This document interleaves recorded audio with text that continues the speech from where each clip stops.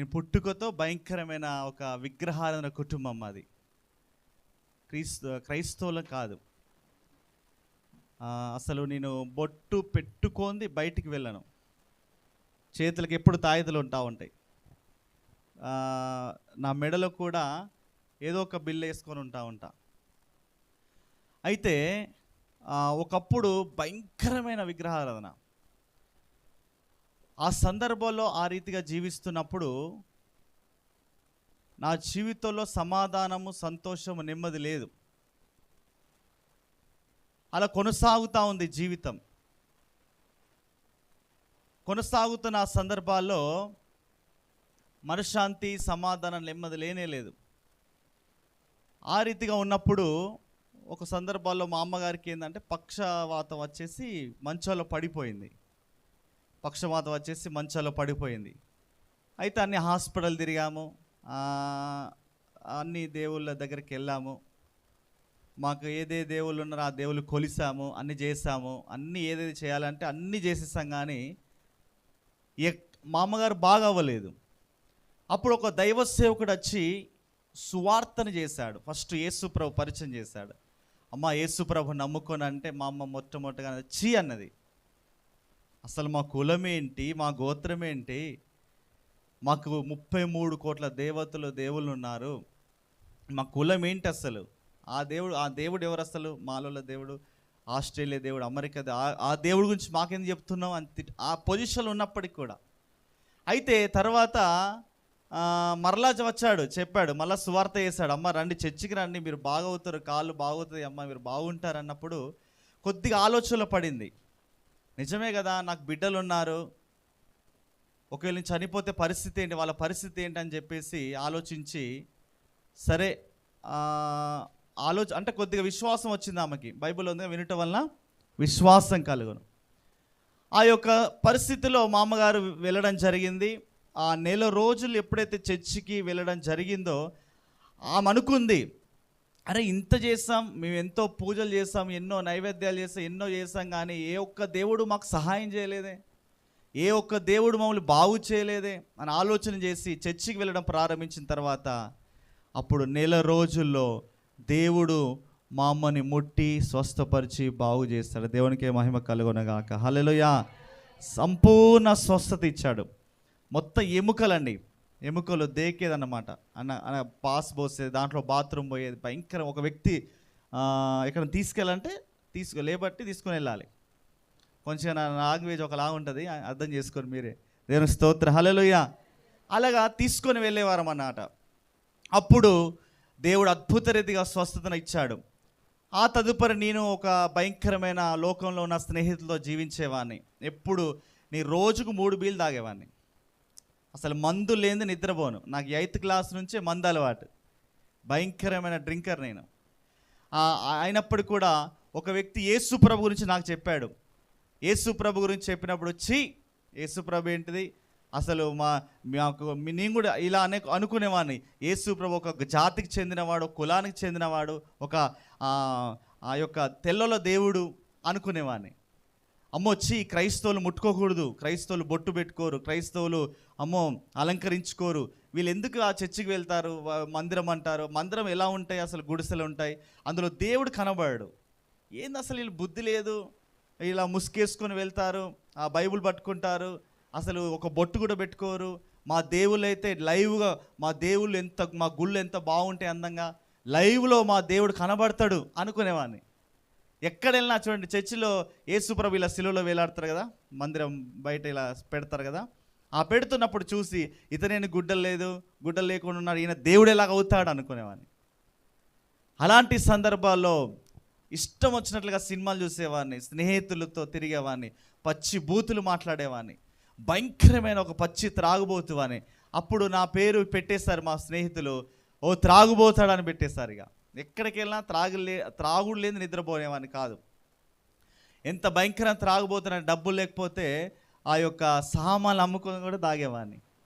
అంత మాత్రమే కాదు, హైదరాబాద్కి వెళ్ళి నా బ్లడ్ కూడా అమ్ముకొని తాగిన రోజులు కూడా నాకు ఇప్పటికీ జ్ఞాపకం ఉన్నాయి. కానీ అంత భయంకరమైన పాపిని ఒక వ్యక్తి నన్ను ఆహ్వానించాడు. అంటే మీరు మీటింగ్స్ రండి, మీటింగ్ జరుగుతూ ఉంది రండి అంటే, సరే ఈయన పిలుస్తుండే కదా అంటే, మా ఇంటి పక్కన వాళ్ళు మారారన్నమాట. వాళ్ళు అంటే మొత్తం ఏరియా విగ్రహాలకులే, వాళ్ళు మారారు, మమ్మల్ని ఆహ్వానించారు. సరే వెళ్ళాను, ఏదో సరే వెళ్తాను, సరే వెళ్ళాను.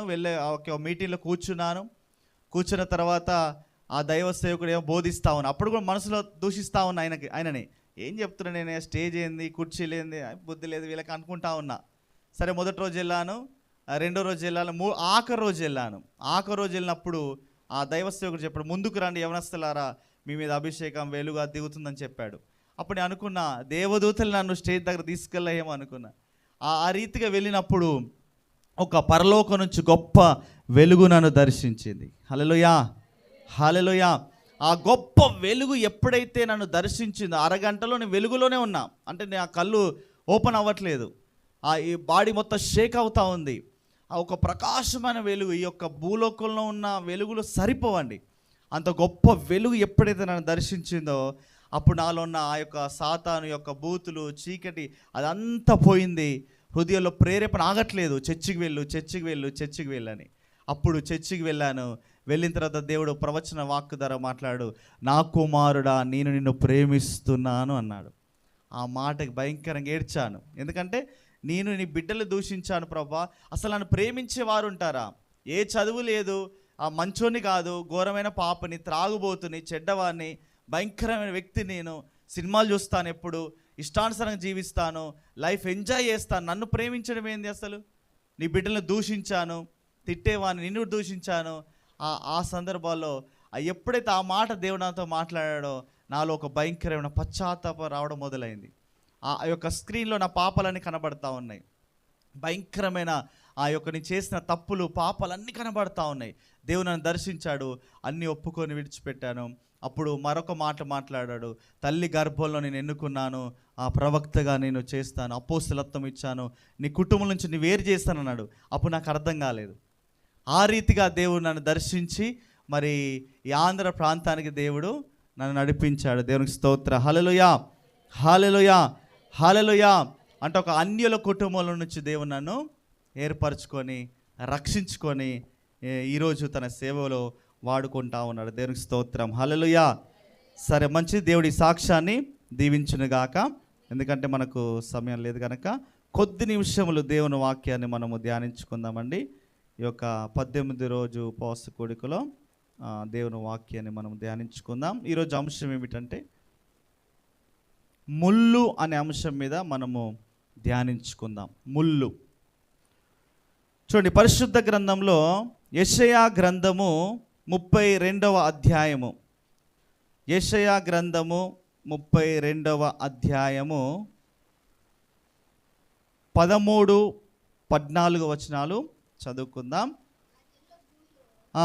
నా జనుల భూమిలో ఆనందపురములోని ఆనంద గృహములన్నిటిలో ముండ్ల తుప్పలను బలురక్కసి చెట్లును పెరుగును. పైనుండి మన మీద ఆత్మ కుమ్మరింపబడు వరకు నగరి విడవబడును, జన సమూహము గల పట్టణము విడవబడును. దేవునికి స్తోత్రం. హల్లెలూయా. శబ్దగట్టిగా హల్లెలూయా.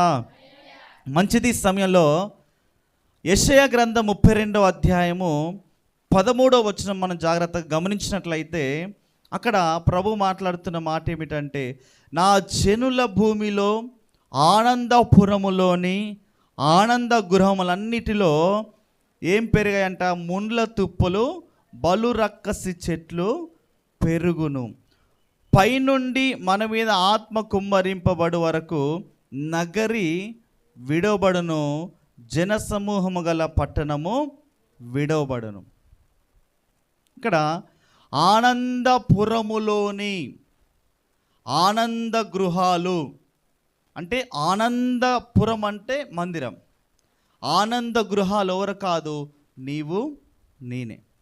అంటే ఆనందపురములో ఆనంద గృహములుగా మన జీవితంలో ఆనందము, సంతోషము, ఉత్సాహము ఉండాల్సింది పోయి ఏం మొలిసాయంట? ముళ్ళ తుప్పలు, గచ్చ పొదలు మొలిసాయంట. అంటే ఈరోజు మన జీవితంలో దేవుని సన్నిధిలో ఆయన స్తుతించినప్పుడు, ఆరాధించినప్పుడు, దేవుని వాక్యం వింటున్నప్పుడు, మన జీవితంలో ఒకప్పుడు చిన్న పరిచర్య చేసినప్పుడు ప్రభు సన్నిధిలో స్తుతించినప్పుడు, ఆరాధించినప్పుడు, ఆయన మహిమపరిచినప్పుడు ఆయన సన్నిధి అనుభవించాం, ఆయన ప్రసన్నతను అనుభవించాం, ఆయన మహిమతో నింపబడ్డాం, పరిశుద్ధాత్మ శక్తితో నింపబడ్డాం. అప్పుడు ఉత్సాహధ్వని, ఆనందధ్వని మన జీవితంలో ఉంది. కానీ ఇప్పుడు ఏం జరిగిందనంటే ఆనందపురములోని ఏమొచ్చేసినాయి అంట, ఆనంద గృహములన్నింటిలో ఏమొచ్చేసినాయి అంట, ముళ్ళ తుప్పలు వచ్చేసాయంట. అంటే దేవుడు తన మహిమగల సంఘాన్ని ఆనంద గృహముగా పోలుస్తూ ఉన్నాడు. ఇక్కడ ఈ ఆనందపురము అనగా మందిరం, ఆనంద గృహం అనగా నీవు నేను. అంటే మన ఈ యొక్క గృహములోని ఆనందము, సంతోషము పోయి ఏమొచ్చేసినాయి అంట, ముళ్ళు వచ్చేసినాయి. ముళ్ళు అనగా గాయపరుస్తుంది, ముళ్ళు అనగా రక్తం గారుస్తుంది, ముళ్ళు అనగా నొప్పిని కలగజేస్తుంది. అంటే మన జీవితంలో ఉన్న కొన్ని ముళ్ళులు ఉన్నాయి. ఆ ముళ్ళులన్నీ మన జీవితంలో ఈ ఉపవాస కూడికలో తొలగిపోవునుగాక. ఆమేన్. హల్లెలూయా, హల్లెలూయా. ఏంటి ఆ ముళ్ళులు? చూద్దాం. చూడండి, ఆదికాండము 3వ అధ్యాయము 17వ వచనాన్ని చదవండి. ఆదికాండము 3వ అధ్యాయము 17వ వచనం. ఆయన ఆదాముతో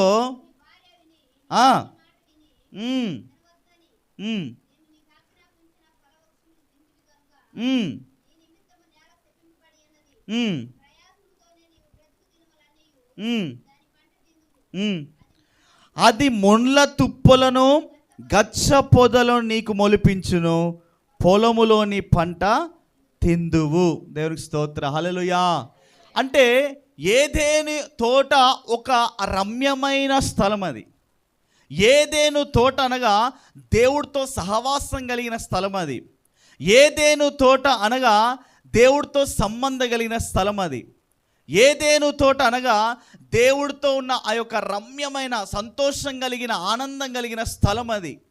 కానీ వారి యొక్క జీవితంలో, ఆదాము అవ్వల యొక్క జీవితంలో మనం పరిశీలన చేస్తే, దేవుడు వారికి ఇచ్చిన ఆజ్ఞను అతిక్రమించడం ద్వారా వారి జీవితంలో ఒక ముళ్ళు ప్రవేశించింది. అందుకే అక్కడ రాయబడిన మాట ఏమిటంటే, అది ముండ్ల తుప్పలను గచ్చ పొదలను నీకు మొలిపించింది. కారణం ఏమిటి?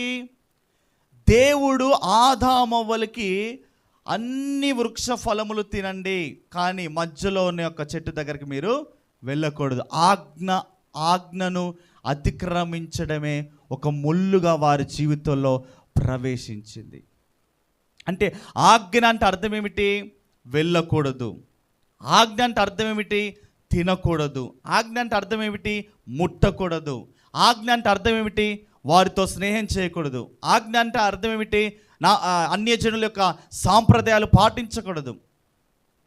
ఆజ్ఞ అనగా 100కు 100% చేయాలి, అదే ఆజ్ఞ. ఆదాము అవ్వలు నిజంగా చెప్పాలంటే వారికి ఏదైనా తోట ఎలా ఉందంటే రమ్యమైన స్థలముగా ఉండేది ఒకప్పుడు. హల్లెలూయా. దేవుడు ఆదాముతో చల్లపూట వచ్చి ఆదామా అని ఎంత చక్కగా మాట్లాడేవాడు. తోటను సేద్యపరచు, సమస్తము అన్ని సమకూర్చాడు. నిజానికి వారు కష్టపడే పని లేదు, ఎందుకంటే సమస్తము వారి కొరకు సిద్ధపరిచాడు దేవుడు. అలాంటి సందర్భాల్లో వారు ఎప్పుడైతే ఆజ్ఞను అతిక్రమించడం ద్వారా వారి జీవితంలో ఒక శాపం అనే ముళ్ళు వారిలో ప్రవేశించింది.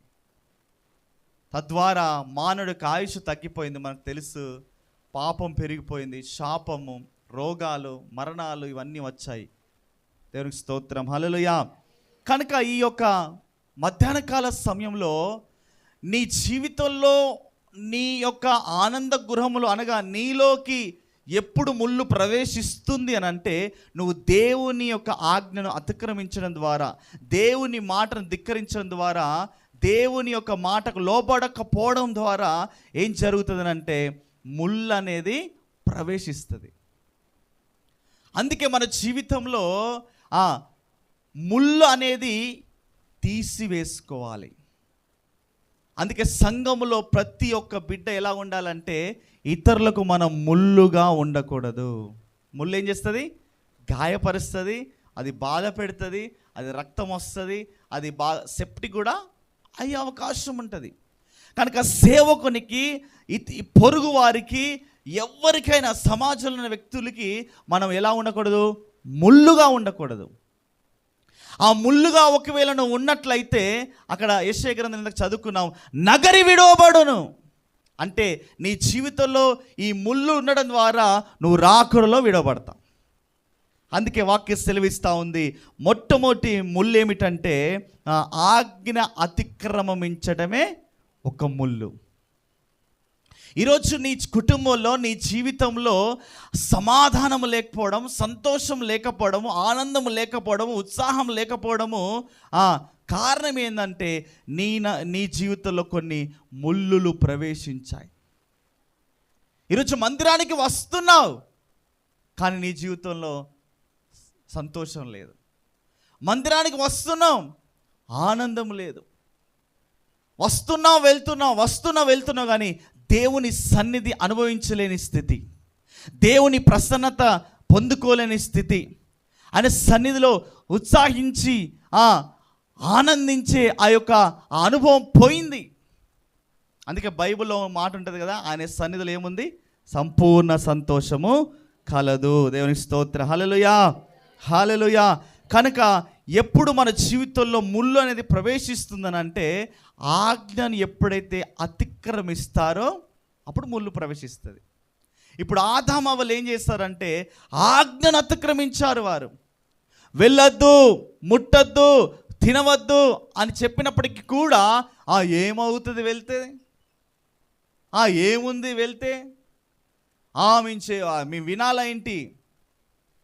సాతాన్ అన్నాడు, ఇది నిజమా అన్నాడు, అంతే, చాప్టర్ క్లోజ్. కనుక నా ప్రియమైన సహోదరి సహోదరులారా, ఈరోజు పరిశుద్ధాత్ముడు మనతో మాట్లాడుతున్న మాట ఏంటంటే ఆనందపురములో, ఆనంద గృహములో ఆనందం ఉండవలసింది పోయి ముండ్ల తుప్పలు, గచ్చ పొదలు పెరిగాయంట. అసలు ఆ పెరగడానికి కారణం ఏమిటి? దేవుని సన్నిధిలో ఒకప్పుడు ఉత్సాహించాం, సంతోషించాం, గంతులు వేసాం, ఆనందించాం. కానీ ఈరోజు రాను రాను రాను రాను మన జీవితంలో ఆనందము లేదు, సంతోషము లేదు, ఉత్సాహం లేదు. కారణం ఏంటంటే కొన్ని ముళ్ళులు అనేవి నీలో ఉన్నాయి కనుక. అందుకే ఈ 18వ రోజు ఉపవాస కూడికలో మనలో ఉన్న ముళ్ళులన్నీ నా ప్రభు అన్నీ తీసివేయునుగాక. హల్లెలూయా, హల్లెలూయా. అందుకే ముళ్ళు ఏం చేస్తుంది? గాయపరుస్తుంది. కనుక ఎవ్వరు సంఘంలో దైవ సేవకులకి, పొరుగు వారికి ఎలా ఉండకూడదు? ముళ్ళుగా ఉండకూడదు. దేవునికి స్తోత్రం. హల్లెలూయా. ఇప్పుడు చెప్పండి, మొట్టమొదటి ముళ్ళు ఏమిటి? ఆజ్ఞ అతిక్రమించటమే అదొక ముళ్ళుగా నీ జీవితంలో మారింది. రెండోది ముళ్ళు ఏంటి చూద్దాం. యెహెజ్కేలు గ్రంథము 2వ అధ్యాయము 6వ వచనం. యెహెజ్కేలు గ్రంథము 2వ అధ్యాయము 6వ వచనం. నరపుత్రుడా, ముండ్ల తుప్పలలోను తిరుగుచున్నావు, తేళ్ల మధ్య నివసించుచున్నావు. ఆ జనులకు భయపడకుము, వారి మాటలకు భయపడకుము, వారు తిరుగుబాటు చేయి వారికి భయపడకు. దేవునికి స్తోత్రం. హల్లెలూయా. ఇక్కడ దేవుడు యెహెజ్కేలుతో మాట్లాడుతున్న మాట ఏమిటంటే, నరపుత్రుడా, నీవు బ్రహ్మదండి చెట్లలోనూ ముండ్ల తుప్పలలోనూ తిరుగుచున్నావు, తేళ్ల మధ్య నివసించుచున్నావు. అయినను ఆ జనులకు భయపడకము, వారి మాటలకు భయపడకము, వారు ఎలాంటి వారంట? తిరుగుబాటు చేయువారంట. అంటే నిజానికి యెహెజ్కేలు తేళ్ల మధ్యలో తిరుగుతున్నాడు. నిజంగా తేళ్ళు కాదు అవి, తేళ్ల లాంటి మనుషులు, తిరుగుబాటు చేసే మనుషులు. చూడండి, తేలుకున్న స్వభావం ఏమిటంటే అది అది అది ఏం చేస్తుంది? ముందు నుండి ఏం చేయదు. ఏం చేస్తుంది? వెనుక నుండి కాటేస్తుంది. వెనుక నుండి ఒక ఇంజక్షన్ ఇస్తుంది అది కదండి. ముందు నుండి తేలు ఏం చేయదు, అది వెనుక నుండి అది దాని యొక్క విషాన్ని చిమ్ముతుంది. ఈరోజు క్రైస్తవులుగా మన జీవితంలో కొంతమంది ఎలా ఉన్నారంటే పైకి ఎంత బాగున్నారో పరిశుద్ధులుగా కనబడతారు. పైకి వందనాలండి అయ్యగారు అంటారు, పాస్టర్ గారు వందనాలే అంటారు, అక్క వందనాలు, అన్న వందనాలు, చెల్లె వందనాలు, తమ్ముడు వందనాలు అంటారు. పక్కకి వెళ్ళిన తర్వాత ఆమె గురించి నాకు తెలియదా, ఆ పాస్టర్ గారి గురించి నాకు తెలియదా అంటే ఈ యొక్క ముళ్ళు నీలో ఉన్న ఆ యొక్క వేషధారణ అనే ముళ్ళు, తిరుగుబాటు అనే ముళ్ళు. అందుకే ప్రభు అంటున్నాడు, నరపుత్రుడా వారికి నువ్వు భయపడకము, వారు తేలలాంటి స్వభావం కలిగిన వారుగా ఉన్నారు, తిరుగుబాటు చేయవారుగా ఉన్నారు. అందుకే ఈ యొక్క మధ్యాహ్న కాల సమయంలో తేలుకున్న స్వభావం ఏంటంటే అది ముందు నుండి ఏం చేయదు కానీ వెనుక నుండే దాని యొక్క విషాన్ని చిమ్ముతుంది. అంటే ఒక వేషధారణ జీవితం.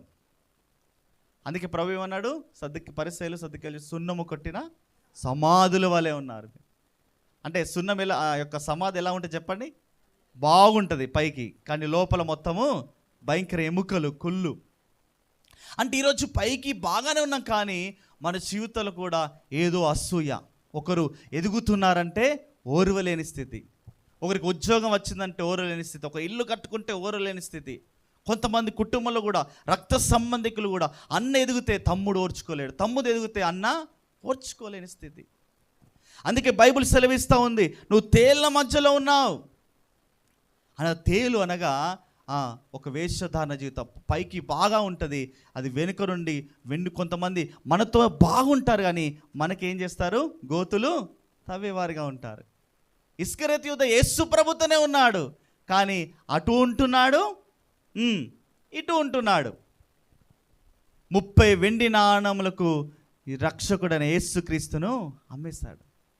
కనుక ఈ యొక్క మధ్యాహ్న కాల సమయంలో మన జీవితంలో రెండో ముళ్ళు ఏమిటంటే వేషధారణ అనే ముళ్ళు, తిరుగుబాటు అనే ఒక ముళ్ళు. ఈరోజు తిరుగుబాటు, దైవ సేవకుల మీద తిరుగుబాటు, మాట లోబడకపోవడం అదొక తిరుగుబాటు అది నాశనానికి తీసుకుని వెళ్తుంది. అందుకే చూడండి, హేబేలు చనిపోయినప్పుడు హేబేలు యొక్క రక్తం అంట దేవుడికి మొరపెడుతుందంట. అప్పుడు దేవుడు దిగి వచ్చి కయీనుతో మాట్లాడుతున్నాడు, కయీనా నీ తమ్ముడు ఎక్కడా, నేను కావలి వాడనా? ఏం మాట్లాడుతున్నాడండి? సృష్టికి సమస్తము మాటతో సృష్టిని కలగజేసిన దేవుడు, భూమిని, ఆకాశాన్ని, సముద్రాన్ని, సూర్యచంద్ర నక్షత్రం కలగజేసిన దేవుడు, మానవుల యొక్క పాదముల కింద సమస్తాన్ని ఉంచిన దేవుడితో మాట్లాడుతున్న మాట ఏంటంటే నేనేమైనా కావలివా అన్న. కొంతమంది ఉంటారు చిన్నలు, పెద్దలతో ఎలా మాట్లాడాలో తెలియదు. కొంతమంది దైవ సేవకులతో ఎలా మాట్లాడాలో తెలియదు. కొంతమంది తల్లులు ఉంటారు సంఘంలో, వారితో ఎలా మాట్లాడాలో తెలియదు. తిరుగుబాటు, నేనెవరు కావలి వాడనా? ఆ మాట చూడండి ఎలా ఉందో. అందుకే మన జీవితంలో మనము దైవ సేవకులతో కావచ్చు, సంఘంలో ఉన్న తల్లులతో కావచ్చు, ఎలా మాట్లాడాలి? గౌరవంగా, మర్యాదంగా మాట్లాడాలి. హల్లెలూయా, హల్లెలూయా. కనుక రెండో ముళ్ళు ఏమిటంటే వేషధారణ అనే ఒక ముళ్ళు. మూడో ముళ్ళు చూద్దాం. సామెతల గ్రంథము 26వ అధ్యాయము 9వ వచనాన్ని చదువుకుందాం. సామెతల గ్రంథము 26వ అధ్యాయము 9వ వచనం. మూర్ఖుల నోట సామెత, మత్తును గొనువాని చేతిలో ముళ్ళు గుచ్చుకొన్నట్లుండును. దేవునికి స్తోత్రం. హల్లెలూయా, హల్లెలూయా. చూడండి, ఇక్కడ మత్తు గొనున వాని చేతిలో ఏముందంట? ముళ్ళు గుచ్చుకున్నట్లు ఉండును. అనగా మూడో ముళ్ళు ఏమిటంటే మత్తు అనే ముళ్ళు. మత్తు అనే ముళ్ళు అంటే, మత్తు అనగా ఆత్మీయ మత్తిది. మత్తు అనగా ఆత్మీయ మత్తు. అందుకే దేవుని వాక్య స్పష్టంగా తేటగా తెలియజేస్తూ ఉంది, ఆ యొక్క దినము అకస్మాత్తుగా మీ మీదికి రాకుండానట్లుగా మీరు తిండి వలనను మత్తు వలనను ఐహిక విచారం వలన మీ హృదయము మందముగా ఉన్నదో చూసుకోండి. జాగ్రత్త. ఉర్రి వచ్చినట్లుగా రాకున్నట్లుగా చూసుకోండి. అంటే ఈరోజు దేవుని బిడ్డలు కొంతమంది పాపమనే మత్తులో ఉన్నారు, కొంతమంది లోకమనే మత్తులో ఉన్నారు, కొంతమంది ఆచారాలనే మత్తులో ఉన్నారు, కొంతమంది చెడు స్నేహం అనే మత్తులో ఉన్నారు, కొంతమంది సెల్ ఫోన్ అనే మత్తులో ఉన్నారు. ఈరోజు ఏ మత్తులోనూ ఉన్నావు? ఎప్పుడైతే ఆ మత్తు అనే ముళ్ళు మన జీవితంలో ఉంటుందో మన ఆత్మీయంగా మెలుకు అనేది ఉండదు. అందుకే ప్రభువు అన్నాడు, రాకడ దినాలు ఎలా ఉండదు, మీ శోధనలో ప్రవేశించకుండానట్లు మెలుకు కలిగి ప్రార్థన చేయండి. అంటే దేవుని రాకడ సమీపించుకున్న దినాల్లో మనం జీవిస్తూ ఉన్నాం. ఈ కడవరి దినంలో, చివరి దినంలో, అంత్య దినంలో మనం చూస్తూ ఉన్నాం. ఇప్పుడు సోషల్ మీడియాలో చూడండి, మొత్తం యుద్ధమే జరుగుతూ ఉంది. అంటే అర్థం ఏమిటి? యేసు ప్రభు ఎప్పుడో చెప్పాడు, మత్తయి సువార్త 24 అధ్యాయాలు మొత్తం చెప్పాడు కదా, కరువులు వస్తాయి, భూకంపాలు వస్తాయి, యుద్ధాలు జరుగుతాయని. అంటే సమయం చెప్పలేదు యేసయ్య. అవి మీరు చూసి కనిపెట్టండి, మెలుకు కలిగి ఉండండి, భూ సంబంధంగా ఉండద్దు. ఈ లోకం శాశ్వతం కాదు. నువ్వు ఎంత సంపాదించినా మనకున్న దర్శనం ఒకటే, ఏ రీతిగా అయినా రేపు ఆ రాకడలో ఎత్తబడి సియోనుకు చేరాలి. హల్లెలూయా, హల్లెలూయా. ఎవ్వరు విడవబడద్దు, అందరూ ఆ పెళ్లి కుమారుని ఎదుర్కోవాలి. ఈ దర్శనమే మన హృదయంలో అనుదినము మనము రేపబడుతూ, మండుతూ, ప్రకాశిస్తూ, వెలుగుతూ ఆయన కొరకు జీవించే వారిగా ఉండాలి. హల్లెలూయా, హల్లెలూయా. ఏ మత్తులో ఉన్నావు నువ్వు? ఈరోజు చూడండి, అనేక రకరకాలైన మత్తులు మన జీవితంలో అందుకే యోవేలు ఏమంటాడు చెప్పండి? మత్తులారా మేలుకొనండి. యోవేలు ఏమంటాడు? అదే కదా ఉపవాస ప్రార్థన కదా, దాంట్లో కూడా ఉండేది. యోవేలు మత్తులారా మేల్కొనండి, ద్రాక్షారసం అయిపోయింది, అయ్యో నైవేద్యం అయిపోయింది, అయ్యో అంగలారుస్తున్నారు, ఏ యాజకులు లేరు, అయ్యో గోనెపట్ట ధరించుకొని ఉపవాస దిన ప్రతిష్ఠించుకోండి. మన దేవుడు కృప కలిగిన దేవుడు, వాత్సల్యత కలిగిన దయగల దేవుడు. మరలా పోయిన పంట మరలా ఇస్తాడంట. హల్లెలూయా, హల్లెలూయా. మరొక మాట చదువుదాం, దాంట్లోనే సామెతలు 23:29 చదవండి. 23వ అధ్యాయము 29వ వచనం. ఎవరికి శ్రమ, ఎవరికి దుఃఖము, ఎవరికి జగడములు,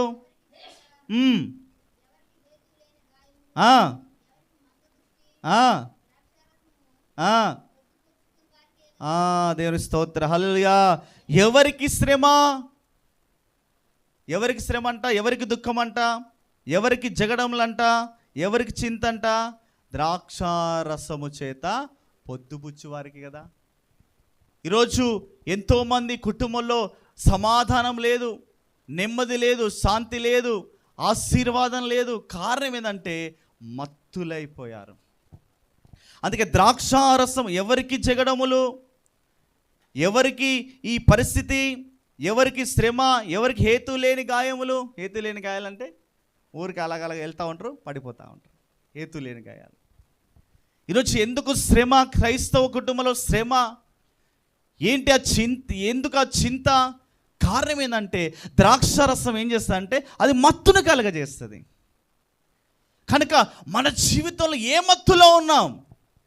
నా దేవుడు అంటున్నాడు, ఇదిగో ఉపవాస ప్రార్థనలో నువ్వు ఆ మత్తులో నుండి బయటికి రావాలి. హల్లెలూయా. అది ఏ మత్తులో ఉన్నాను? శరీర కార్యం అనే మత్తులో ఉన్నావా? పాపం అనే మత్తులో ఉన్నావా? లోకం అనే మత్తులో ఉన్నావా? చెడు స్నేహం అనే మత్తులో ఉన్నావా? సెల్ ఫోన్ అనే మత్తులో ఉన్నావేమో. ఆ మత్తులో ఉంటే నగరి విడబడుతుంది.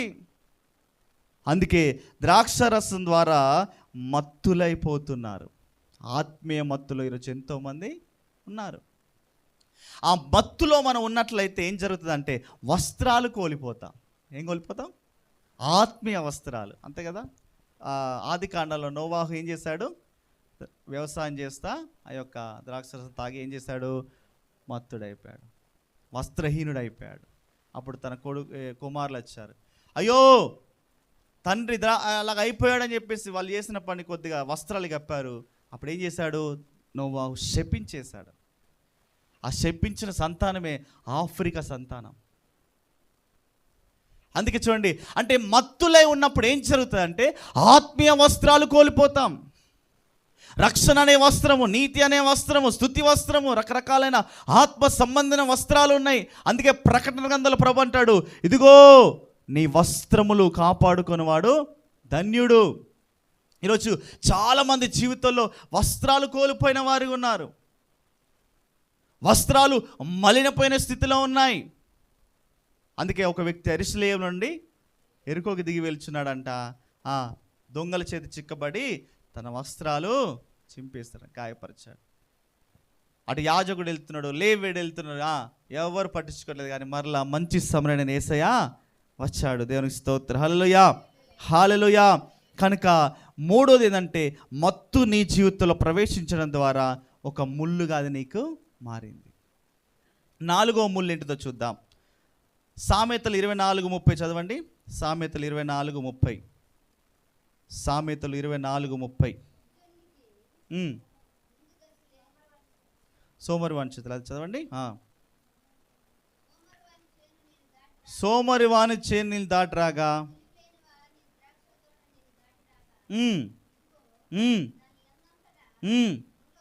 ముండ్ల తుప్పలు బలిసి ఉండెను. దేవునికి స్తోత్రం, హల్లెలూయా. సోమరి వాని చేను నేను దాటిరాగా, తెలివి లేని వాని ద్రాక్ష తోట నేను దాటిరాగా, ఇదిగో దాని అందంతటా ముళ్ళ తుప్పలు బలిసి ఉండేను. అంటే ఆత్మీయ సోమరులు ఉన్నారు ఈరోజు. ఆత్మీయ సోమరులు ఉన్నారండి. మందిరానికి రారు, వాక్యము చదవరు, ప్రార్థన చెయ్యరు. పాప పాస్టర్ గారు ఫోన్ చేసి బతిలాడి అమ్మారండి అంటే కొంతమంది ఫోన్లు కూడా స్విచ్ ఆఫ్ పెడతారు. ఒక తల్లిని అడిగినా, ఏందమ్మా? అక్కని అడిగా, ఒక అక్కని, అక్క ఆదివారం చర్చికి ఎందుకు రాలేదక్క మీరు అని అంటే, బ్రదరు పొద్దున్న నీళ్ళ కొరకు అంట రాలేదంట. ఆ సమయంలో నీళ్ళు వస్తాయంట. రకరకాలైన సాకులు, రకరకాలైన కారణాలు. అందుకే బైబిల్ సెలవిస్తూ ఉంది. హెబ్రీ 10:23 అనుకుంటా, 23, 26. ఆ దినము సమీపించిన కొలది సమాజముగా కూడుట మానవద్దు. కొందరు మానుతున్నారు, కొందరు మానుకొనుచున్నట్టుగా సమాజముగా కూడట మానవద్దు. హెచ్చరించుకోండి. దేవునికి స్తోత్రం, హల్లెలూయా. చాలు. అంటే దేవుని సన్నిధి మనం మానకూడదు, దేవుని మందిరాన్ని మానకూడదు. నేను అంటాను, దేవుని సన్నిధిని జీవితంలో కోట్ల రూపాయల కన్నా విలువగలిగినది దేవుని సన్నిధి. హల్లెలూయా. వజ్రాల వైడూర్యాల కన్నా విలువగలిగినది ఏంటంటే దేవుని సన్నిధి. హల్లెలూయా, హల్లెలూయా. ఆ సన్నిధికి అంత విలువనివ్వాలి మనం. ఈరోజు చూడండి, మైక్ వినబడుతున్నా కూడా, ఈరోజు పాస్టర్ గారు ఫోన్ చేస్తున్నా కూడా ఏమెరిగినట్టు, అయ్యా బంధువులు వచ్చారయ్యా. మామూలు కూడా ఎందుకు రాలేదా? బంధువులు వచ్చారు. ఈ బంధువులు పక్కన పెట్టేసాయి, దేవుని కొరకు నువ్వు పరిగెత్తుకుంటా రావాలి. హల్లెలూయా, హల్లెలూయా. అందుకే స్త్రీలు సమాధి దగ్గర ఏం చేశారు? ఉదయాన్నే చీకటిగా ఉండగానే పరిగెత్తుకుంటే వెళ్ళారు సమాధి దగ్గరికి. అలా పరిగెత్తుకుంటా రావాలని. ఇంకో బ్యాచ్ ఉంటుంది, మందిరానికి ఎలా వస్తారంట అంటే తాబేలాగా వస్తారంట. ఎలా వస్తారు? తాబేలాగా వస్తారంట. అక్కడ ముచ్చట్లు పెట్టి అయిపోయిందా ఆరాధన, అయిపోయిందా వాక్యం టైంకి వెళ్దాం లేండి, పాటలు అయిపోయినా, అక్కడ మైక్ వినబడతా ఉంటుంది కదా, పాటలైనా ఆరాధన, ఓకే వాక్యానికి వెళ్తాం, అరగంట కూర్చొని. చూడండి, దేవుడు మనల్ని ఎంత ప్రేమిస్తున్నాడు ఒకసారి ఆలోచించండి. ఆయన సన్నిధికి రావడం ఎంత భాగ్యము. అందుకే యెహోవా గలగల జనులు ధన్యులంట. ఆయన నమ్ముకున్నవాడు ధన్యుడు. నిజము. ఈ లోకంలో మరి కోట్ల కొలది ప్రజలు ఉన్నప్పటికీ కూడా దేవుడు నిన్నే ఎందుకు ఏర్పరచుకున్నాడు ఒకసారి ఆలోచించు. నువ్వు స్పెషల్ ఆయనకి. హల్లెలూయా, హల్లెలూయా. కనుక ఈరోజు అనేక మంది సోమరులుగా తయారైపోతున్నారు. ప్రార్థన చేయరు సోమరులు, మందిరానికి రారు సోమరులు, వాక్యం చదవరు సోమరులు. వీళ్ళందరూ ఆత్మీయ సోమరులు. శరీర సంబంధ సోమరులు ఉంటారు, పని చేయరు అనుకోండి. ఆత్మ సంబంధమైన సోమరులు కూడా ఉన్నారు. అందుకే ప్రభు అంటాడు, సోమరి చీమల యొద్దకు నువ్వు వెళ్ళుము. దానికి నాయకుడు లేడు, అధికారం లేదు, ఎవరు లేరు. కానీ మనకేమున్నాయి చెప్పండి? అన్నీ ఉన్నాయి. వాక్యం ఉంది, పాస్టర్ ఉన్నాడు, సంఘ కాపరు నడిపించేవారు, ఫోన్ చేసేవారు, ఆ వాక్యం ఏలో అన్నీ తెలిసినప్పటికీ కూడా ఈరోజు మనము దేవుని సన్నిధిని నిర్లక్ష్యం చేయాలి. అదొక సోమరి. అందుకే ఆ సోమరి అనేది ఒక ముళ్ళుగా మార్చబడింది నీకు. అందుకే ఈరోజు మన జీవితంలో ఆనందపురంలో, ఆనంద గృహంలో ముళ్ళు పెరగడానికి కారణం ఏంటంటే సోమరి అనే ఒక ముళ్ళు ప్రవేశించడం ద్వారా. దేవుని స్తోత్రం, హల్లెలూయా. మరొక ముళ్ళు చూద్దాం, చూడండి. మీకా గ్రంథము 7వ అధ్యాయము 4వ వచనం. మీకా గ్రంథము 7వ అధ్యాయము 4వ వచనాన్ని చదవండి. మీకా గ్రంథము 7:4.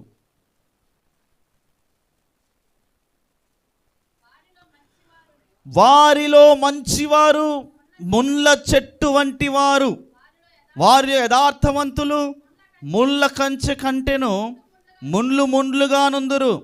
నీ కాపర్ల దినము, నీవు శిక్షణ దినం వచ్చున్నది, ఇప్పుడే జనులు కలవరపడుచున్నారు. దేవుని స్తోత్రం, హల్లెలూయా. చెబుతా గట్టిగా హల్లెలూయా. వారిలో మంచివారు ఏమయ్యారంట? ముండ్లు ముండ్లుగా అయిపోయారంట. ఒకప్పుడు మంచివారే, ఒకప్పుడు భక్తి పరులే, ఒకప్పుడు ప్రార్థన పరులే, ఒకప్పుడు మందిరానికి సమయం వచ్చేవారే, ఒకప్పుడు మంచి వ్యక్తులే, యథార్థవంతులే. కానీ ఏం జరిగిందంట? ముండ్లుగా అయిపోయారంట. నమ్మక ద్రోహులు అయిపోయారంట, యథార్థతను కోల్పోయారంట. చూసారా? అంటే ఈరోజు మన జీవితంలో నమ్మక ద్రోహం అనేది ఒక ముళ్ళు లాంటిది. ఈరోజు దేవుని మందిరానికి నమ్మకంగా వస్తున్నామా? ఈరోజు దేవుని యొక్క దైవ సేవకుడికి, సంఘ కాపరికి నమ్మకంగా ఉన్నామా? ఈరోజు నమ్మకంగా మన రాబడిలో దశమ భాగాలు అర్పిస్తున్నామా? ఆలోచించండి. ఒక ఆమె అన్నదంట, పాస్టర్ గారిని పిలిచి, అంటే ఆమె ఒక పొలం అమ్మింది, ఒక 10 లక్షలు వచ్చాయి. 10 లక్షలు వస్తే ఆ పాస్టర్ గారిని పిలిచిందంట, అయ్యగారు ప్రార్థన చేయండి పొలం అమ్మానని. ఇప్పుడు పాస్టర్కి ఎలా ఉంటుంది? సంతోషమా? అబ్బా ఎలా ఉంటుంది? చక్కగా అబ్బా సంతోషంగా ఉంటుంది. అబ్బా పొలం అమ్మిందంట సహోదరి అని చెప్పి, అయ్యా ప్రార్థన చేయాలి రాయ అంటే పాస్టర్ గారు వెళ్ళాడంట. వెళ్ళిన తర్వాత ఇగో అయ్యా పొలం అమ్మాను, 10 లక్షలు వచ్చాయి. 10 లక్షలు అయితే అమ్మ దశమ భాగం తీయడం చెప్పండి. 10,000 లక్ష. ఇగో ఈ ₹1,00,000 మీరు ప్రార్థన చేయండి, హైదరాబాద్లో ఒక ఆయన ఉంటాడే, ఆయనకు పంపిస్తుందా అని అన్నాడంట. దేవునికి స్తోత్రం, హల్లెలూయా. ఏమన్నది?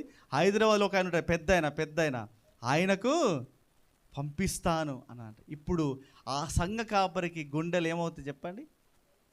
బాధ, వేదన. అయ్యో సంఘ కాపరిగా నేను, వీరు మందిరానికి రాకుంటే నేను ఫోన్ చేస్తాను, వీళ్ళు ఎలాగున్నారో దర్శించడానికి నేను వెళ్తాను, వీరు రోగం వస్తే నేను వెళ్తాను, వీళ్ళ బర్త్డేకు నేను వెళ్తాను, వీరి ఫంక్షన్కి నేను వెళ్తాను, సమాధి కార్యక్రమం నేను వెళ్తాను. ఏ సమస్య వచ్చినా, జ్వరం వచ్చినా, రోగాలు వచ్చినా, ఏ ఫంక్షన్ అయినా నీకు ఫస్ట్ వచ్చేది సంఘ కాపరి మాత్రమే. హల్లెలూయా, హల్లెలూయా. ఏ బంధువు, ఏ స్నేహితుడు రాడు. ఎన్ని అయినప్పటికీ కూడా, అయ్యో వచ్చాడు మా ఇంటికి అయినప్పుడు కూడా, ఆ మాటలు చెవిలో చేరుతున్నప్పటికి కూడా ఎందుకో తెలుసా? ఆ సంఘ కాపరి ఎందుకు వస్తాడంటే, ఏ విధము చేతనైనా మిమ్మల్ని ఆయన ఎదుట నిలబెట్టాలని, సంపూర్ణులుగా చేసి. హల్లెలూయా, హల్లెలూయా. కనుక సంఘములో దైవ సేవకులుగా మనము నమ్మకముగా ఉండాలి. ఈరోజు చూడండి, ఈ మందిరం కాకపోతే ఇంకో మందిరం, ఈ మందిరం కాకపోతే ఇంకో మందిరం, తీర్థయాత్రలాగా తీర్థయాత్రలు అక్కడి నుంచి, కాశీ నుంచి కన్యాకుమారిగా తిరుగుతూనే ఉంటారు. దేవుని స్తోత్రం, హల్లెలూయా. కనుక మనం మందిరానికి దేవుని కొరకు రావాలి. దైవ సేవకులుగా దేవుని సన్నిధికి ఎందుకు రావాలి? దేవుని కొరకు రావాలి మందిరానికి. కనుక ఒక మందిరంలో దేవుడిని స్థిరపరిచినప్పుడు, ఒక మందిరంలో నాటబడినప్పుడు, ఆ మందిరంలో ఎలా ఉండాలి? నమ్మకముగా ఉండాలి. అందుకే ఏమన్నది బైబిల్ ఏముంది? 92వ కీర్తనల 13వ వచనంలో యెహోవా మందిరంలో నాటబడిన వారై అని ఎందుకన్నాడు? ఆలోచించండి. ఇప్పుడు ఒక చెట్టు ఉందనుకోండి, ఆ చెట్టు నాటబడితే వారం అయిన తర్వాత ఇంకా పోలేరమ్మ కూడా అక్కడికి నాటెత్తారంటదా? ఆ తర్వాత ఇక్కడ బైపాస్ రోడ్ దగ్గరికి వెళ్తాంటదా? వారం చెప్పండి.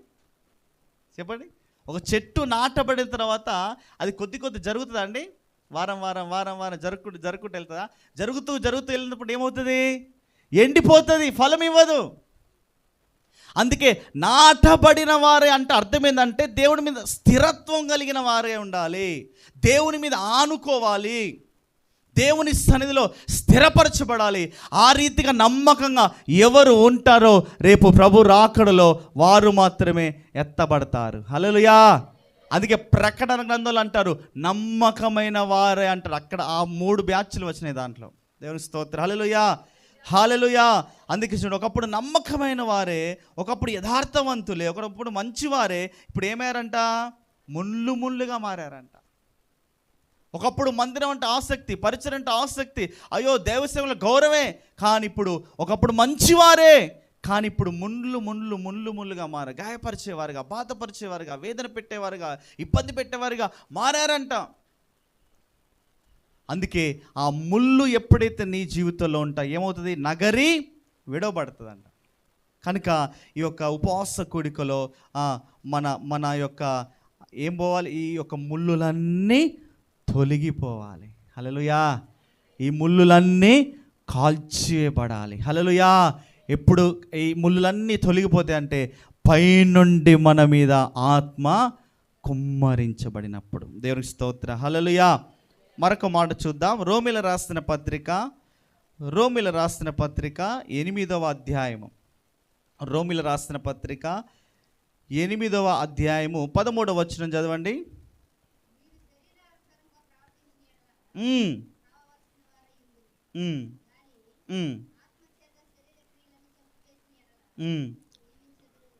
దేవుని స్తోత్ర. హల్లెలూయా. అక్కడ శరీరానుసారముగా చదవండి. శరీరానుసారముగా ప్రవర్తించినలా చావవలసిన వారై ఉన్నారంట.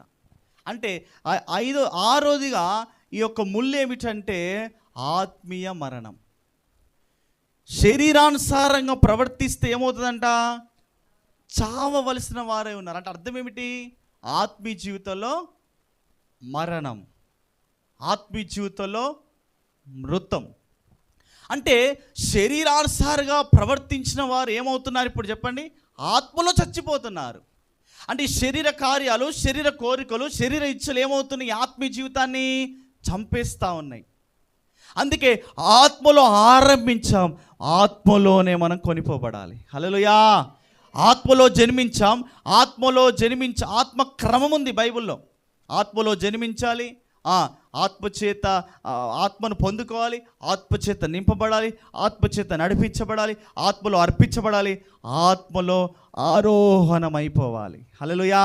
ఇది ఆత్మకున్న క్రమం ఇది. కనుక శరీరానుసారంగా ప్రవర్తిస్తే నీ జీవితంలో ఆత్మీయంగా నువ్వు చచ్చిపోతా. అందుకే చూడండి, గలతీ సంఘం ఎలా ఉందంట?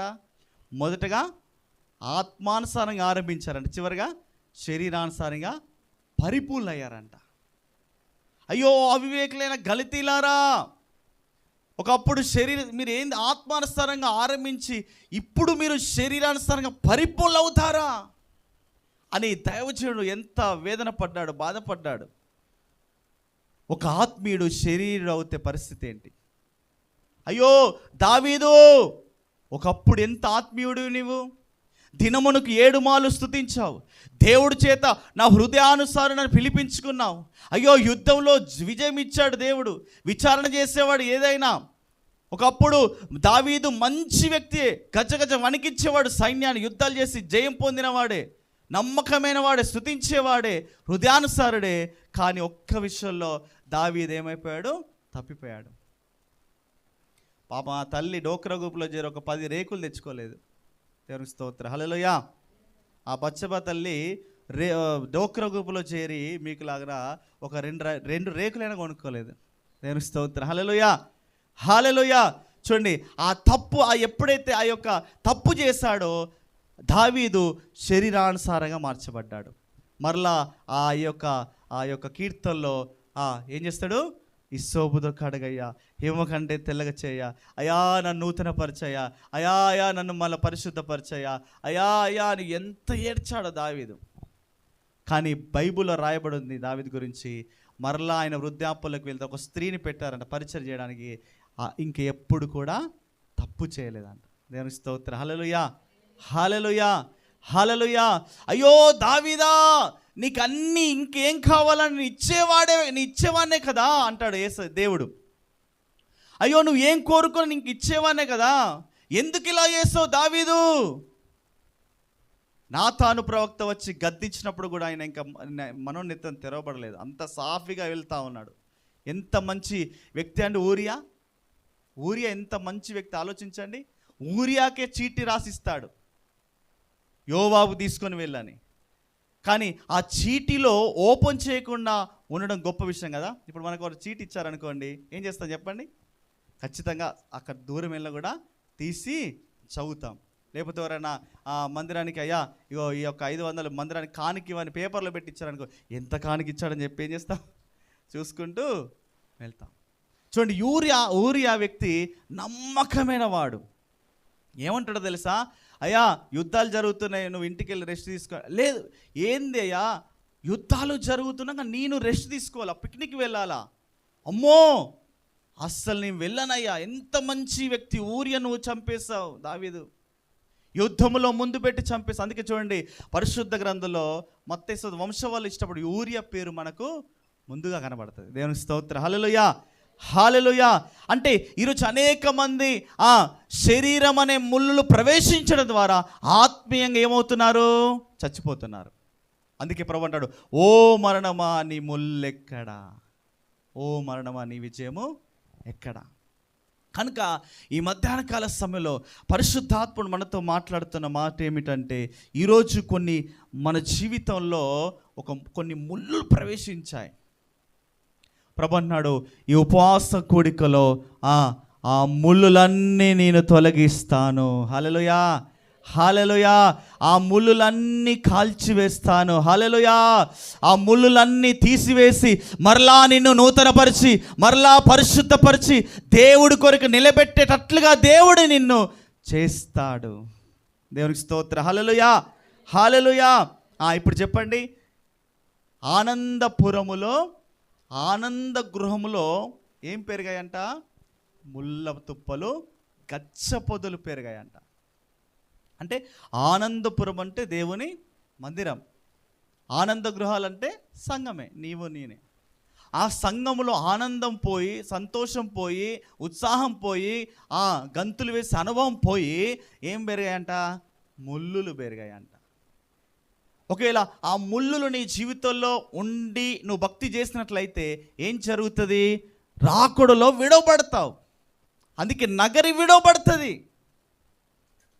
కనుక ఈరోజు అనేక మంది జీవితాన్ని పరిశీలన చేసి చూస్తే చాలామంది జీవితంలో ఇలాంటి ముళ్ళులు కలిగే జీవిస్తూ ఉన్నారు.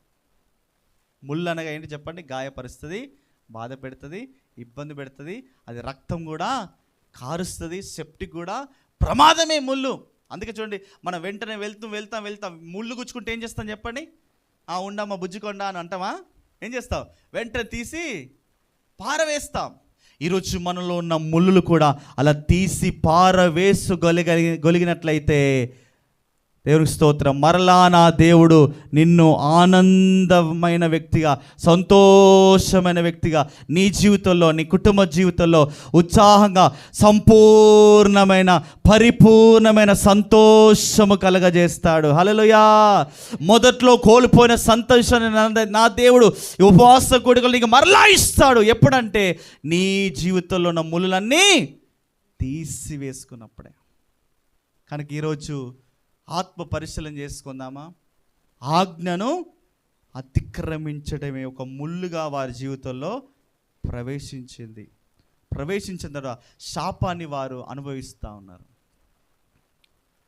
ఆజ్ఞ అనగా వెళ్ళకూడదు, ఆజ్ఞ అనగా ముట్టకూడదు, ఆజ్ఞ అనగా తినకూడదు, ఆజ్ఞ అనగా వారితో స్నేహం చేయకూడదు, ఆజ్ఞ అనగా అన్యుల సాంప్రదాయాలు పాటించకూడదు. ఆజ్ఞ అంటే ఖచ్చితంగా చెయ్యాలి. ఆజ్ఞ అతిక్రమమే పాపం. అంటే పాపం అంటే ఏంటిది? దేవుడు ఏదైతే చేయమన్నాడో అది చేయకపోవడమే పాపము. ఏది దేవుడు చేయొద్దన్నాడో అది చేస్తేనే పాపము. అందుకే ఇశ్రాయేలు ప్రజలకు చూడండి, దేవుడు కొన్ని కట్టడలను, ఆజ్ఞలు దేవుడు ఇచ్చాడు. మీరు వెళ్తున్నారు కానానికి, కుడికి కానీ ఎడమని తిరగొద్దు, మీరు మాయా విగ్రహంలో చిక్కుకోవద్దు మీరు. అయినప్పటికీ కూడా వారు ఏం చేస్తారనంటే తప్పిపోయినట్లుగా మనము చూస్తున్న అరణ్యంలో రాలిపోయారు. కానానుకు యెహోషువ కాలేబు మాత్రమే చేర్చబడ్డారు. దేవుని స్తోత్రం. హల్లెలూయా, హల్లెలూయా. రెండోదిగా వేషధారణ అనే ఒక ముళ్ళు. ఈరోజు చూడండి, భయంకరమైన వేషధారణ సంఘాలలో. పైకి బాగానే అబ్బో ఇక నాకులాగా తెల్లని వస్త్రాలు ధరించుకుంటున్నారు, కానీ హృదయం అంతా మలినమైపోయింది. హృదయం అంతా మరొక రకంగా ఉంది. అందుకే దేవుడు అంటాడు, నీతిమంతులను ఆయన ఏం చేస్తాడంట? పరిశోధిస్తాడంట. కొంతమంది నీ మీద రేపుతాడు, నేను పరీక్షిస్తాడు. అందుకే ఇశ్రాయేలు ప్రజలు ఏం చేస్తాడంట? పరీక్షించాడని రాయబడి ఉంటుంది. మారా దగ్గర ఏం చేస్తాడు దేవుడు? వారిని పరీక్షించాడంట. అందుకే మారా దగ్గర పరీక్షించాడు. వాళ్ళు అప్పుడు కూడా సనుగుతూ ఉన్నారు. ఏంటిది అంటే మారా నీళ్ళని మళ్ళీ మధురంగా దేవుడు మార్చాడు. దేవునికి స్తోత్రం. హల్లెలూయా, హల్లెలూయా. ఈరోజు ఎందుకు ఆనందం లేదు, సంతోషం లేదు, నెమ్మది లేదంటే ఆ వేషధారణ అనే ముళ్ళు అది పెట్టుకొని నువ్వు నీ భక్తి జీవితాన్ని కొనసాగిస్తున్నావేమో. పైకి అందరికీ బాగా కనబడుతున్నావు. అయ్యో పైకి అందరూ మెచ్చుకోవాలని, అందరు నిన్ను ఘనపరచాలని, నిన్ను పొగడాలని పైకి అంతా బాగా కనబడుతున్నావు, కానీ లోపల మరొక రకంగా నువ్వు ఉన్నావేమో. అందుకే జక్కయ్య చూడండి, పైకి ఎలా ఉన్నాడు? ధనవంతుడిగా, బంగారం మొత్తం అద్భుతంగా, మేడి చెట్టు అంటే ఎలా ఉంటుంది? పైకి బాగా ఉంటుంది అంట, అది లోపల చూస్తే పురుగులు ఉంటాయంట. ఈరోజు నిజముగా ఆ రీతిగా నువ్వు లేవా? ఈరోజు పైకి అందరం చాలా భక్తిగా కనబడుతున్నాం, కానీ హృదయంలో మరొక రకం అసూయ, కుళ్ళు, వేషధారణ, గర్వము, ఇష్టానుసరమైన జీవితం. పైకి అబ్బో ఎంతో భక్తి, అరే ఇతరులు చూసినప్పుడు ఎంత ప్రార్థన పరులో, ఎంత పరిశుద్ధుడో ఇతను, కానీ హృదయం అంతా భయంకరమైన వేషధారణతో నిండిపోయిందేమో. అందుకే ఆ వేషధారణ, ఆ తిరుగుబాటేమో అనే ఒక ముళ్ళు ప్రవేశించింది. మూడోదిగా మత్తు అనే ఒక ముళ్ళు. ఈరోజు అనేక మంది మత్తులోనే ఉన్నారు. ఆత్మీయ మత్తిది. ఏ మత్తులో ఉన్నారో ఆ మత్తులో ఉన్నట్లయితే ఏం కోల్పోతారు? వస్త్రాలు కోల్పోతారు. నాలుగోదిగా సోమరితనం అనే ఒక ముళ్ళు. ఈరోజు ఆత్మీయ సోమరులు ఎంతోమంది ఉన్నారు. మందిరానికి రారు, వాక్యం చదువురు, ప్రార్థన చేయరు. వీళ్ళందరూ ఆత్మీయ సోమరులు. సోమరి వారికి ఏమొస్తుందంట? దరిద్రత వస్తుందంట. అందుకే చురుకుగా ఉండట గొప్ప భాగ్యము. ఇశ్రాయేలు ప్రజలు చురుగ్గా ఉండేవారు ఎప్పుడు. మనం కూడా దైవ సేవకులు ఒక పరిచర్య అప్పగిస్తే ఆ పనిలో, ఆ పరిచర్లో, మందిరంలో ఎలా ఉండాలి? చురుకుగా ఉండాలి. ఆసక్తితో దేవుడు పని చేయాలి. మందిరంలో పరిచర్య ఆసక్తితో, చురుకుగా, అమ్మో దైవ సేవకుడు చెప్పిన మాట దేవుని మాట అని చెప్పి అప్పగించుకొని లోబడి చేస్తే నీకు అది ఆశీర్వాదం. హల్లెలూయా, హల్లెలూయా. తర్వాత ఐదోదిగా నమ్మకం అనే ద్రోహం అనే ఒక ముళ్ళు. మంచివారు ఒకప్పుడు, అందుకే చూడండి లూసిఫరు ఒకప్పుడు ఎలాంటిది? మంచిదే, గాంధర్వుడు, అబ్బో దేవుని స్తుతించి, దేవుని ఆరాధించి, అద్భుతంగా టీం లీడర్, వర్షిప్ లీడర్, కానీ మంచిదే, కానీ కొద్దిగా అనుకుందంట, గర్వించుకుంది, అబ్బా సింహాసనాన్ని కూర్చుంటే ఎంత బాగుండేది అనుకుందంట. ఏం చేశాడు దేవుడు? పడద్రోసాడు. అందుకే పాపం మొట్టమొదటిగా పరలోకంలో స్టార్ట్ అయింది. దేవుని స్తోత్రం. హల్లెలూయా, హల్లెలూయా. అందుకే గర్విష్ఠులు తప్పక తొట్టిల్లుతారనే వాక్యము సెలవిస్తూ ఉంది. ఒకప్పుడు ఉన్న మంచితనము అది ఇప్పటి వరకు, అంతవరకు కూడా కాపాడుకునే వారికి ఉండాలి మనం. అందుకే ఆరంభం కంటే కార్యాంతము శ్రేష్టముగా ఉండాలంట. దేవుని స్తోత్రం. హల్లెలూయా. ఇక చివరిగా ఆరో ముళ్ళు ఏమిటంటే శరీర క్రియలనే ఒక ముళ్ళులు. ఈ శరీర క్రియలనే ముళ్ళులు శరీరానుసారమైన ప్రవర్తిస్తే ఆ ముళ్ళు నీ ఆత్మీయ జీవితాన్ని ఏం చేస్తుంది? అణిచివేస్తుంది, చంపేస్తుంది. అందుకే చూడండి, కొంతమంది ఏం చేస్తారు, వెంటనే ఏం చేస్తారు, ఆ యొక్క పొలం కావచ్చు, గార్డెన్లో కావచ్చు, కొన్ని చెట్లు ముళ్ళు పెరుగుతూ ఉంటాయి చూడండి, అప్పుడు ఏం చేస్తారు, వెంటనే తీసేస్తారు, కట్ చేస్తారు. అందుకే ఇప్పుడు మనం గోర్లు పెరుగుతున్నప్పుడు ఏం చేయాలి? కట్ చేయాలి. వెంట్రుకలు పెడుతున్నప్పుడు కట్ చేయాలి. మనం కూడా ఆత్మీయ జీవితంలో ఎదుగుతున్నప్పుడు మనలో కొన్ని ఎదుగుతూ ఉంటాయి, వాటిని ఏం చేయాలి? కట్ చేయాలి, వాక్యం అనే కత్తెరతో. హల్లెలూయా, హల్లెలూయా. కట్ చేసి పడేసేయాలి. అవును, మనం ఎదుగుతూ ఉంటే కొద్దిగా భక్తుల్లో ఆత్మీయ జీవితాలు ఎదుగుతున్నప్పుడు కొద్దిగా కోపం అనేది ముళ్ళు పెరుగుతూ ఉంటుంది, గర్వం అనే ముళ్ళు, అతిశయమైన ముళ్ళు, అవును సీనియర్ విశ్వాసం అనే ఒక ముళ్ళు పెరుగుతూ ఉంటుంది. మనం ఎదుగుతున్నప్పుడు, అవి కూడా ఎదుగుతున్నప్పుడు ఈ గోర్లు వెంట్రుకలు ఎలా కత్తిరిస్తామో వాటిని కూడా ఏం చేయాలి? వాక్యం అనే కత్తెర ద్వారా కట్ చేయాలి. హల్లెలూయా. కట్ చేసినప్పుడే ఆ యొక్క వస్త్రానికి రూపు వస్తుంది, ఆ వస్త్రము చక్కగా ఉంటుంది, మంచి డ్రెస్ అవుతుంది కట్ చేసినప్పుడే. అంతే కదా? చెక్క ఉందనుకోండి, చెక్కను చెక్కినప్పుడు అది ఏమవుతుంది? షిబ్లిగా మారుతుంది. దేవుని స్తోత్రం, హల్లెలూయా. కనుక మన జీవితంలో శరీరానుసారమైన ఒక ముళ్ళులు మన జీవితంలో ఉన్నట్లయితే అవన్నీ ఏమవ్వాలి? తీసివేసుకోవాలి. మరలా పోగొట్టుకున్న ఆత్మీయ జీవితాన్ని నువ్వు సంపాదించుకొని దేవుడి కొరకు నువ్వు సిద్ధపడాలి. హల్లెలూయా, హల్లెలూయా.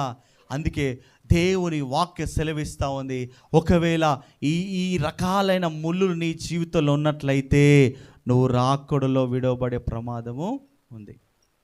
కనుక దేవుని యొక్క ప్రణాళిక, ఆయన చిత్తం ఏమిటంటే నా యొక్క బిడ్డలు, నన్ను నమ్ముకున్న బిడ్డలు ఎవ్వరూ విడవబడకూడదు. హల్లెలూయా. నేను ఎత్తబడాలి, నా భర్త ఎత్తబడాలి, నా పిల్లలు రాకడలో ఎత్తబడాలి, ఆ సియోను కొడుకుని సిద్ధపడాలి, ఆ సమర్పణతో, ఆ ప్రతిష్టతతో, ఆ వైరాగ్యంతో, ఆ మంటతో, ఆ దర్శనంతో జీవించేవారిగా ఉండాలి. హల్లెలూయా, హల్లెలూయా. అందుకే నగరి విడవబడుతుంది. కారణం ఏమిటంటే ముళ్ళులు ప్రవేశించాయి.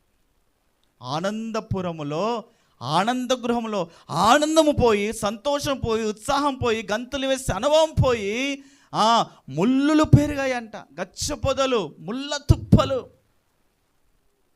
కనుక ప్రియమైన సహోదరి సహోదరుడా, ఈ యొక్క మధ్యాహ్న కాల సమయంలో ఉపవాస కూడికలో నా దేవుడు కొన్ని రకాలైన ముళ్ళులు నీ జీవితంలో తొలగించునుగాక. ఆమేన్, హల్లెలూయా, హల్లెలూయా. ఆ ముళ్ళులన్నీ లయమయమునుగాక. హల్లెలూయా. ఈ ఉపవాస కూడికలో పరిశుద్ధాత్ముడు మాట్లాడుతున్న మాట ఏమిటంటే, అయ్యా నువ్వు పశ్చాత్తాపడగలిగినట్లయితే మరలా నువ్వు దేవుని సన్నిధిలో ఉపవాసం ఉండి మొర్రపెట్టి, అయ్యా నాలో నిజమేనయ్యా ఇటువంటి ముళ్ళులు ఉన్నాయి ప్రభా, ఇతల్ని గాయపరుస్తున్నానయ్యా, ఇతన్ని బాధ పెడుతున్నాయా, కుటుంబంలో అత్తను, కోడల్ని, మామని, పిల్లల్ని, సంఘంలో సేవకుని, అయ్యా కొంతమందిని బాధ పెట్టేవారిగా ఉంటున్నానేమో ప్రభా, ఇతరులు గాయపరిచేవారిగా ఒక ముళ్ళుగా ఉండద్దు ప్రభా, ఒక పావురం వలె ఉండాలయ్యా. హల్లెలూయా. ఒక అందమైన పువ్వు వలెనే ఉండాలయ్యా. హల్లెలూయా. ఇతరులు ముళ్ళుగానే ఉండకూడదయ్యా. ఈరోజు ఒకటే తీర్మానం చేసుకొని ఉపవాస కొడుకులో, ప్రభా దైవ సేవకులకి, నా పొరుగు వారికి, నా భర్తకి, నా భార్యకి, నా పిల్లలకి, సమాజానికి, ఇంటి పక్కన వారికి, నా బంధువులకి నేను ఎవ్వరు ముళ్ళుగా ఉండద్దయ్యా, ఎవరిని ఇబ్బంది పెట్టేవారిగానే ఉండద్దయ్యా. నువ్వు పనిచేసే స్థలంలో ఎక్కడైనా, చదువుకునే స్థలంలో ఎక్కడైనా నీ ముళ్ళుగా ఉండద్దయ్యా. అవునా, ఈరోజు నా జీవితంలో పురములో, ఆనంద గృహంలో ఆనందం పోయి, సంతోషం పోయి, అయా ఆ యొక్క గంతులు వేసి అనుభవం పోయి, ఈరోజు నా జీవితంలో ప్రభా ముళ్ళులు పెరిగాయి ప్రభా. ఒకప్పుడు నా సంతోషము నాలో లేదు ప్రభా, ఒకప్పుడు నా ఆనందము నాలో లేదు ప్రభా. మందిరానికి వస్తున్నాను, వెళ్తున్నాను, కానీ నిజమే నీ సన్నిధిలో సంపూర్ణ సంతోషం ఉంది, అది అనుభవించలేకపోతున్నాను. ఆ ప్రసన్నతని అనుభవించలేకపోతున్నాను ప్రభా, ఆ ఆనందాన్ని నేను అనుభవించలేకపోతున్నానయ్యా. మీరు అనుకోవచ్చు, డబ్బు ఉంది, దాబా ఇల్లు ఉంది, డబ్బు ఉంది, అది ఓకే, అది నీకు తృప్తినివ్వవచ్చు, కానీ ఆత్మీయ జీవితంలో తృప్తి ఉందా? ఆత్మీయ జీవితంలో సంతోషం ఉందా? ఆత్మీయ జీవితంలో నెమ్మది ఉందా? ఆత్మీయ జీవితంలో సమాధానం ఉందా? ఒక్కసారి పరిశీలన చేసుకోండి. ముగించేసుకుందాం. ఇక ఒక్కసారి పరిశీలన చేసుకోండి. ఈ యొక్క మధ్యాహ్న కాల సమయంలో ఎన్ని రకాలైన ముళ్ళులమ్మ చెప్పండి. ఒకటి, ఆజ్ఞ అతిక్రమమే ఒక ముళ్ళు. రెండో ముళ్ళు ఏంటి చెప్పండి? వేషధారణ అనే అదొక ముళ్ళు లాంటిది. మూడో ముళ్ళు ఏంటిది? మత్తు అనేది ఒక ముళ్ళు లాంటిది. నాలుగో ముళ్ళు ఏమిటి? సోమర్తనం అనేది ఒక ముళ్ళు లాంటిది. ఐదోది ఏంటిది? నమ్మక ద్రోహం అనేది ఒక ముళ్ళు లాంటిది. ఆరోది ఏమిటి? శరీర కార్యాలనే ముళ్ళులు. అయితే ఈ ఉపవాస కొడుకులో ఆ ముళ్ళులన్నీ తొలగిపోవాలి. హల్లెలూయా, హల్లెలూయా. ఒకవేళ ఆ ముళ్ళు ఒకవేళ నీ జీవితంలో ఉంటే ఏమవుతుందంట? నగరి విడవబడతా. అంటే అర్థం ఏంటి? రాకడలో నువ్వు విడవబడతావు. కనుక ఈరోజు ఒక తీర్మానం చేసుకుందాం, ఒక ప్రతిష్టలకు వద్దాం, ఒక సమర్పణలకు వద్దాం. అవును ప్రభా, నా జీవితంలో ఉన్న ముళ్ళులు తీసివేయండి. ఉపవాస కోడికలు, అద్భుతమైన ఉపవాస కోడికలు, అద్భుతమైన ఉపవాస కోడికలు. ఉపవాస ప్రార్థనలో శక్తి ఉంది, ఉపవాస ప్రార్థనలో విడుదల ఉంది. దైవ సేవకుడు ఉపవాసం ఉంటే అది మీ కుటుంబాలకి క్షేమం. దైవ సేవకుడు ఉపవాసం ఉండి ప్రార్థన చేస్తే అది మీ కుటుంబాలకి ఆశీర్వాదకరం. దైవ సేవకులు ఉపవాసం ఉండి ప్రార్థన చేస్తే మీ ఇంటికి క్షేమము. ఉపవాస ప్రార్థనలో గొప్ప శక్తి ఉంది. దేవుని స్తోత్రం. హల్లెలూయా, హల్లెలూయా. కనుక మన జీవితంలో ఏమేమి ముళ్ళులు ఉన్నాయో తీసివేసుకొని పరిశుద్ధపరచు, నూతనపరుచుకొని ప్రభు రాకడికి సిద్ధపడదాం. దేవుని స్తోత్రం. హల్లెలూయా. దేవుడి కొద్ది మాటలు మన వినికిడిలో నూరంతలుగా ఆశీర్వదించునుగాక. ఆమేన్. ఒక చిన్న ప్రార్థన చేసి అయ్యగారికి సమయం అప్పగిస్తాను. ప్రార్థన.